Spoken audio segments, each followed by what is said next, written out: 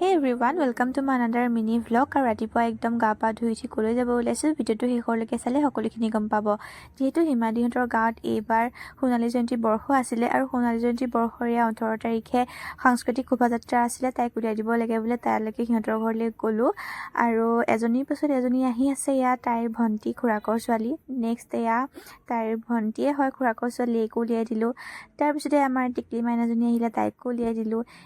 এজনীকৈ বিশ্বাস কৰিব 7জনীক মই উলিয়াই দিব লগা হৈছে, কিন্তু ভিডিঅ' কৰিবলৈ নহ'লে আৰু 3জনীক। আৰু এইফালে আমাৰ বাইদেউ কেনেকুৱা লাগিছে কমেণ্ট কৰি জনাব। আৰু মই ভইচ অভাৰ কৰি আছোঁ। আজি 20 তাৰিখে হ'লি 18 তাৰিখৰ ভিডিঅ' আছিলে, গা বেয়া আছিলে, মই কথা ক'ব পৰা নাই, সেইকাৰণে আজি ভইচ অভাৰ কৰি আছোঁ। আজিও ভালকৈ কথা ক'ব পৰা নাই।